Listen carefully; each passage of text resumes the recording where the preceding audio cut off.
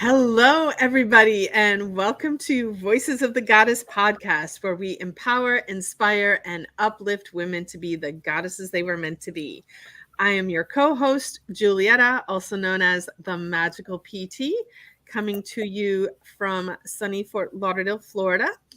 And when I'm not podcasting, I am a physical therapist, and I'm here in my private practice where I work very holistically, looking not just at your body, but your mind and soul as well. And additionally, I'm an artist. I do paintings. I create jewelry with the gifts of Mother Earth. I work with gemstones and crystals. And I'm joined by my lovely co-host, Allison. Hello, everybody. And sorry for those of you viewing us on YouTube. I keep looking over to the side. I've got puppies. So I keep sounds like one of them was getting into something. I had to make sure he was behaving himself. So my name is Allison Mancini. I'm excited to be here today. I also live in South Florida, just outside of Fort Lauderdale. But I'm originally a Michigander, been down here since 1993. We actually moved down. Did I ever tell you that? We moved down the February after Hurricane Andrew. And we didn't have any comprehension of what a hurricane was. And so it was a really big deal because, Andrew decimated all of Miami, Homestead, all of that. We couldn't even wrap our heads around it. We were like, oh, okay. And now that I've been through it, I'm like, oh my gosh, that was so traumatic. Anyway. Well, when you look at because I moved down in 94. Right. After that. In 94, you could because I moved to South Miami, which was the part that was worst hit. Yeah. There was still so much rubble from it. Yeah. And that was 2 years after. Yeah. So, we've lived through how many hurricanes now? Gosh. It's hurricanes come in, deal. But when you see, it gives you an idea of how I'll never forget, when it finally hit for me after that we were going down to the Keys for a trip. And as you drove down the turnpike and went down through, you go down through that area, and it was just everything was just flattened, all the trees like that. I was like, oh, that's what this is all like. And then it kind of clicks and you go, oh my gosh. So, okay, I totally digress. It's all good. Anyway, so here we are in South Florida, originally Michigander. I am married to an amazing guy, my husband, Nick. We've been married for 28 years. I have two children, 25-year-old son and a 22-year-old daughter.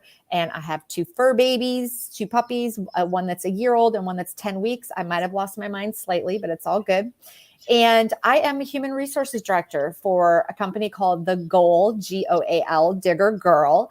And we really just help women to show up authentically on social media, help them with their marketing. And then I am also a functional nutritionist. And that's really where my passions lie, is not only supporting women in my role at The Goal Digger Girl, but supporting them from a holistic functional nutrition standpoint, where making sure that they're taking care of themselves from everything that they eat. Just like Julietta said, mind, body, and soul. We want to make sure that they're taking care of themselves in every possible way. So I'm excited to be here today because we have a new sponsor. Well, I'm always excited to be here on our interviews, but today is really super special because we have our own mugs now. And we're there you can see it good, Julietta. Look at that. It's so pretty, isn't it? I love it. Our own Voices of the Goddess mug. So let me tell our audience about our sponsor. Alicia Botang Designs. She is a celebrity cup designer. She has been seen on, to name a few, Today Show with Hoda and Jenna, Reader's Digest, Forbes, Food Network, ABC, Fox, and MSN, Your California Life, Gift Shop Magazine, Sheen Magazine, and Lifestyle Magazine. Alicia is a mother of 4. She's a wife and a passionate coffee lover. Alicia is a former wedding planner and has always been an exceptional creative individual. She turned an ordinary coffee cup into an extraordinary, dazzling, and empowering vessel that speaks volumes to women of all colors all over the world. And we love our mug, Alicia. Thank you. It is beautiful, and it makes my tea and my coffee feel extra special when I drink it. I swear it tastes better coming out. And this episode, I've switched to water. You know, we record 4 episodes at a time, and I've had I'm enough on the coffee and tea for one day. I'm on the very Clear end of coffee. Yeah. So I'm on water now because I've had enough coffee and tea for today. But I swear everything tastes better out of this mug. It's just so spectacular. Yeah, I'm gonna And drop her website too in here on the yeah, you have to check comments. them out because, you know, and in person they look even more fantastic than, you know, virtually here. But also we're going to be doing a giveaway for these mugs. We have a couple to give away. So if you join us in our Circle of Goddesses group on Facebook, we'll soon be posting what you need to do to qualify to be in the running to win this mug. And we will shortly have them available for sale on the website. They're not there yet, but they are coming. So if you need to get your own Voices of the Goddess mug, there are opportunities coming forth. Yes. And I would just encourage everybody to go check out her website, because aside from our beautiful mug, there are many, many amazing, beautiful mugs on there for everything you can think of: holidays, causes you want to support. She makes a breast cancer awareness mug that's beautiful. They're gorgeous. They're gorgeous. There's lots to choose from. So what I want to talk about today is, and I'm thinking you might experience this in your nutrition realm as well, where people think that when they have a problem, they just have to do one thing to fix it. And our human body requires continuous maintenance. You know, it's designed to take care of itself, but the problem is that we do all these things to it that beat it up, and you got to take care of it. And you know, I the example I always use for people is, you know, think about your car. You don't just drive your car off the lot and then never do anything. You have to keep putting gas in the tank. You have to keep air in your tires, and keep the tires balanced, and you got to rotate them, and you got to get tune-ups, and there's always this stuff that you continually do. Some stuff you do on a weekly basis, some stuff you do on a monthly basis, some stuff you do on a yearly basis, but you don't just expect that your car is going to run automatically forever and ever. Well, some people try and do that, and they end up with their car broken down on the side of the highway. It's the same thing with our human bodies. And if we don't, you know, unless you're like living in a plastic bubble where nothing is happening to you and nothing is affecting your body negatively, you're going to have to do things to tune it up. And there's lots of ways to do it and take care of it. You know, I always tell people, my way is not the only way, but the important thing is that you do something on a regular basis. And, you know, Allison, you've come to me and you've gotten your body balanced, but it doesn't just stay balanced because you go out and you live life. And so you need to come back again. Hint, hint. We were just talking about this last night. No, it's true. I mean, it's the same thing that goes for whether you're looking at it from your perspective or nutrition perspective. Yeah, you can have those nights where you go out and you have that big chocolate cake at dessert and you eat fried food, whatever, but you'll pay for it, and you need to like rebalance and get yourself back in and give it good nutrition. Is the same thing. I was just telling Julietta, I was complaining to her yesterday. I'll just fess up since you're calling me out. I was complaining because I have an issue on one foot and I have an issue on the other knee. And when my body's out of balance, I can tell because they both start bothering me and they hurt, and I'm not able to do all the things that I want to do. So I know that if I just go see Julietta, she will balance me out and I will be much better. I just am being stubborn. So there you go. I'll just say it. All right. Should we bring our guest on? We should. All right. Okay. Hello, Emily. How are you? I'm great. How are you? Good. We are excited to have you. And speaking about bodies, why don't you tell our audience a bit about you and what you do? Absolutely. So my name is Emily Lauren Dick, and I am the author of a book called Body Positive, A Guide to Loving Your Body, which is a self-help guide filled with journal prompts, information about body image, quotes from real women that I interviewed, and also unedited images of those women that I photographed. I was taking a look at it before we got on live today, and I was like, this looks like a great book. And I think for really any age, because there's, whether it's young girls having body image, I mean, I know women that are older than me have body image issues.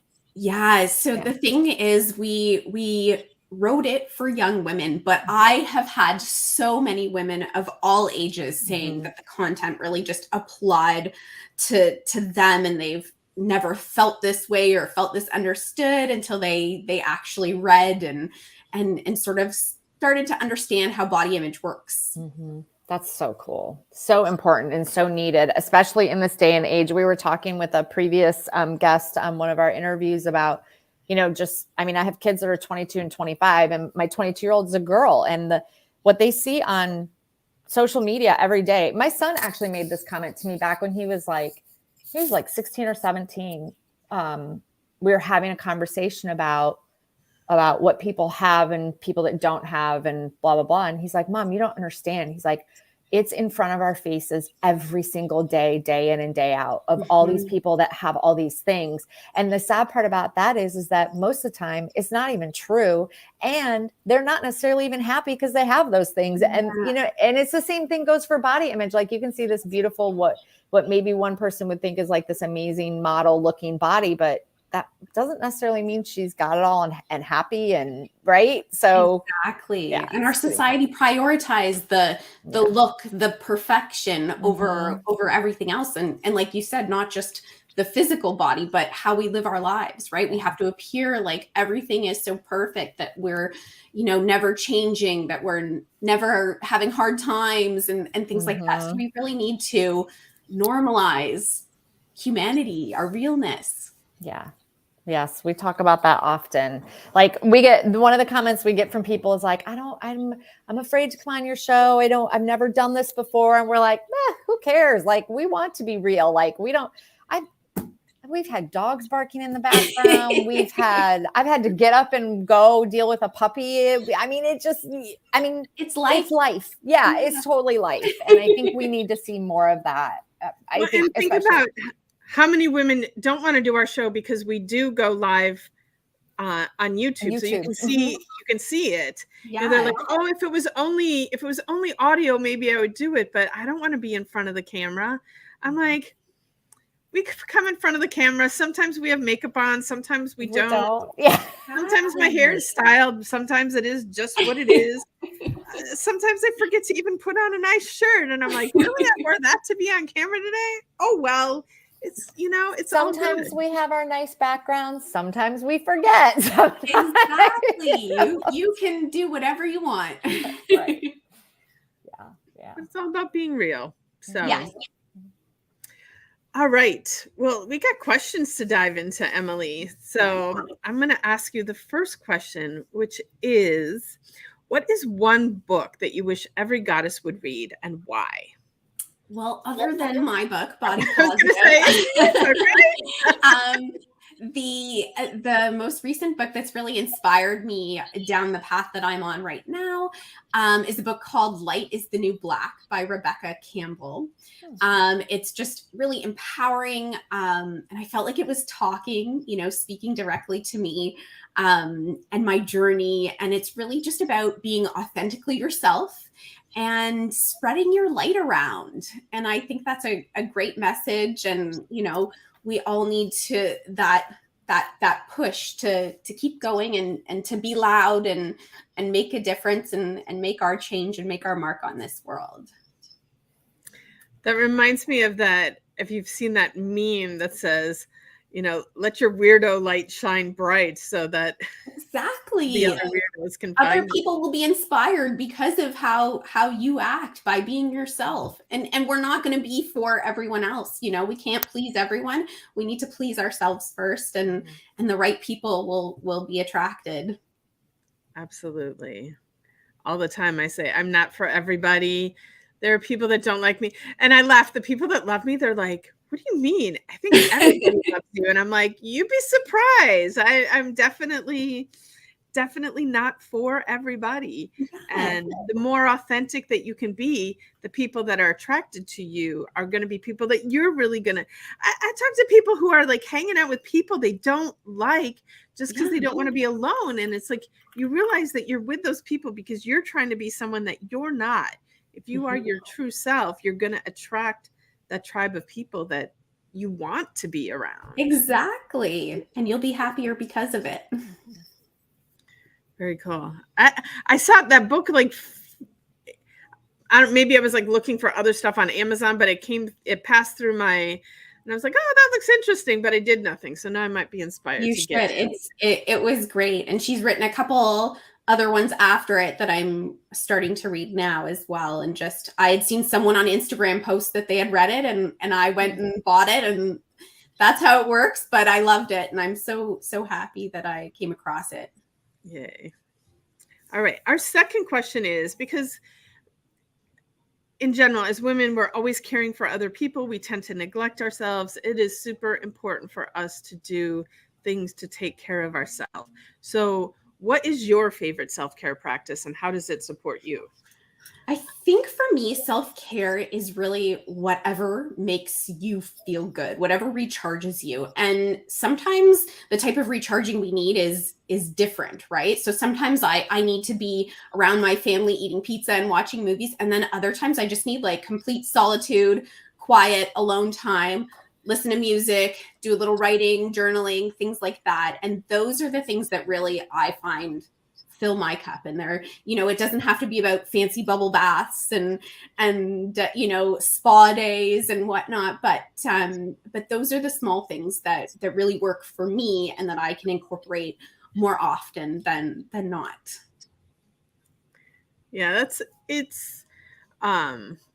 it's really important to listen to what you need in the moment, because it can be different things that you need at different times. And that meditation that made you feel great one day might just be an annoyance on a different day. Like maybe you need to dance it out and go crazy the next day, right? And other times you just need to be like chill.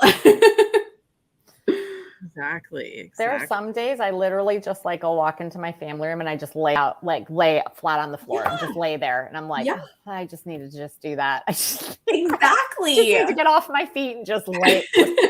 Yeah. I love it. It's true. All right. So our next question for you is, so there are days as women that we wake up and we're not totally feeling like we've got it all together, or maybe it's been one of those mornings where it seems like everything's going wrong, just a bad day. What do you do to help you get through those days that are just not quite going your way? Well, if I need to like actually show up and I can't just like shut myself off from the world, what I like to do is envision my day once it's done. So I actually worked with a coach and she gave me this tip. And if there's something really stressful that's going on in my life or something that I'm not looking forward to or I'm dreading getting through, she tells me to mentally picture myself, like sitting on the couch at the end of the day. What am I doing? How do I feel? And really tap into the the feeling of it's done. I'm good. I'm there. And then sort of remind yourself that you're going to be there sooner than later. And the other thing I do is really like words of affirmation, just sometimes I need to say them out loud if I'm pumping myself up for something. Sometimes I just think of them, I'm strong, I'm brave, I got this, just those things to like mentally give yourself a good pep talk so that you can get going if you need to.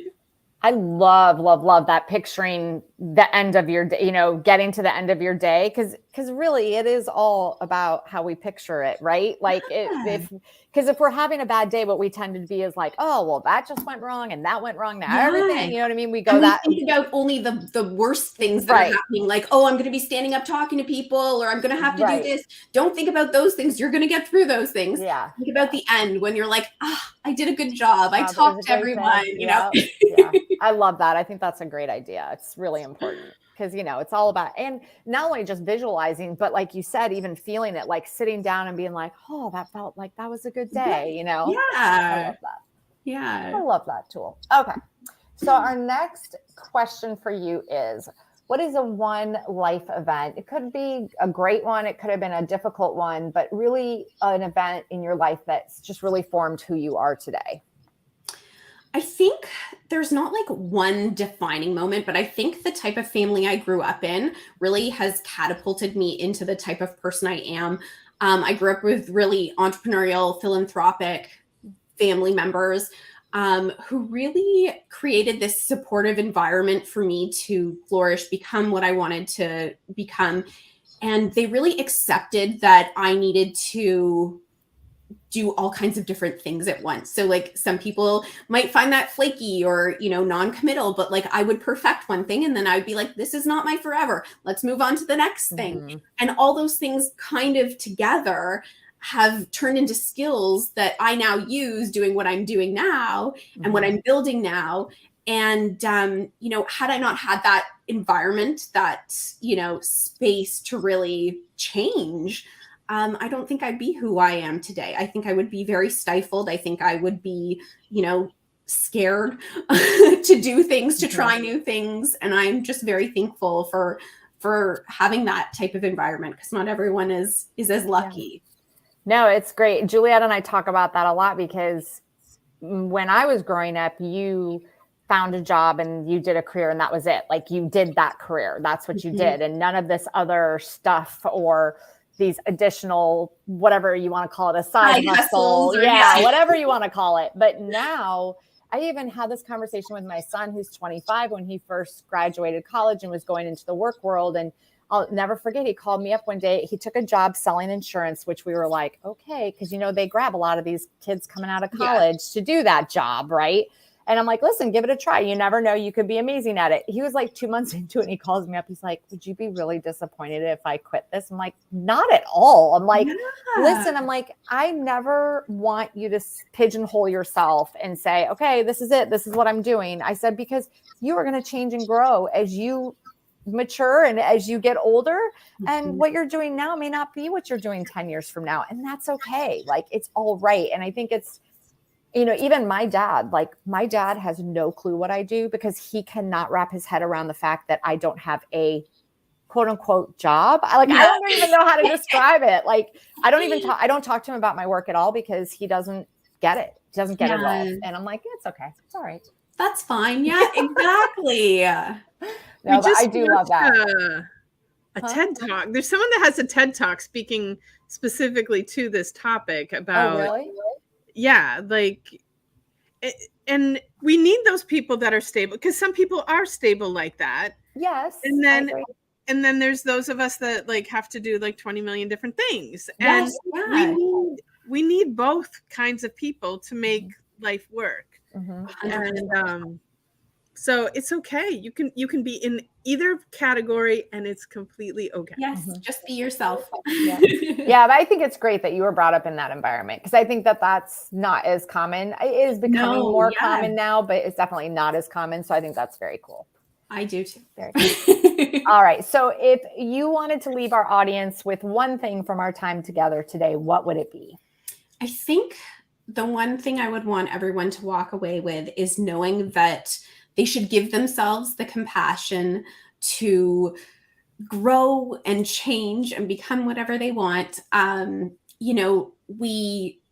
We are allowed to change physically, mentally, and no one should ever feel like they can't change because they might have thought differently before. I used to think that, so I have to stick with this.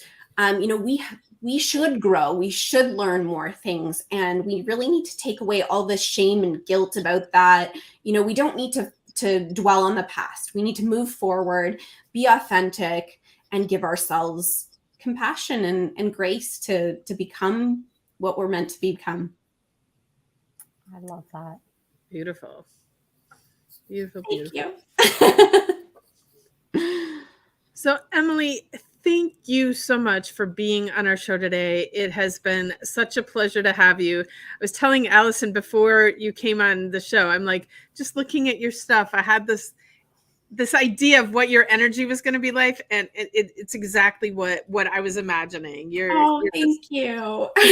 this sweet, joyful thing. So loved having you. I hope everybody goes and checks out your book, and because it's definitely a message that all women need to hear. So thank you for being you. Thank you. We want to thank Alicia Boateng, our sponsor and creator of our amazing Voices of the Goddess mug. And thank you to our audience. And we know we wouldn't be nothing if we didn't have our audience. So we really appreciate you listening. And if you like what you heard, please subscribe, follow, like, share with your friends. All of that helps us boost us and keep us going. And if you want to get in touch with Emily, Allison, or myself, check out the show notes, our contact information, our social media websites, all of that good stuff is in the show notes. And if you want to get Emily's book, I'm sure you can check out the show notes and find how to get that there. And there it is. And did I get everything? I think you got everything. I think you covered it all. All right. So with that, I want to wish everybody a magical day. Thank you.